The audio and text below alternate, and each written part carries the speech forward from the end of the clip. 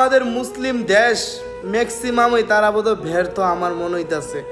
কারণ তারা ইসরায়েলের বিরুদ্ধে তারা আঙ্গুল তুইলা কথা বলতে পারতাছে না, তারা ইসরায়েলের বিরুদ্ধে অ্যাকশন নিতে পারতাছে না, তারা নিজেদের জায়গার থেকে ব্যর্থ। সো ব্যর্থ কি তারা কি এই টাকার লেগেই ব্যর্থ, নাকি তাদের ক্ষমতার জোরের লেগেই ব্যর্থ, নাকি তাদের সুনামের লেগে তারা ব্যর্থ? তাদের কি চোখ নাই?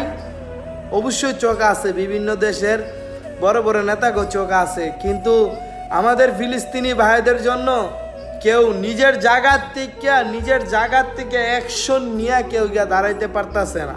কেন ভাই?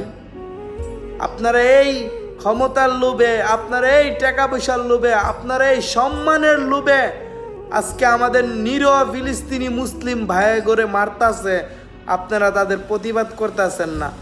আপনাদের সময় কিন্তু আসবে, সময় আপনাদেরও আসবে, সময় আপনাদেরও কমে আইতাছে আস্তে আস্তে।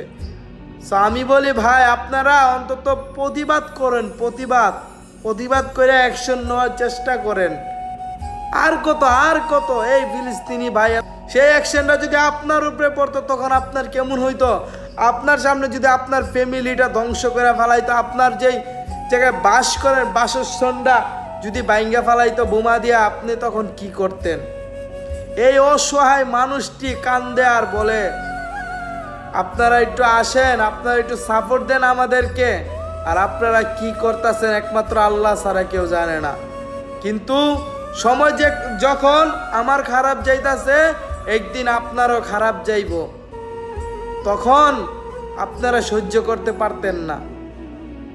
সময় এমন একটা জিনিস, তাই আপনাদেরকে আমি অনুরোধ জানাই, আপনারা নিজের জায়গা থেকে অন্তত অ্যাকশন নেওয়ার চেষ্টা করুন ইসরায়েলের বিরুদ্ধে।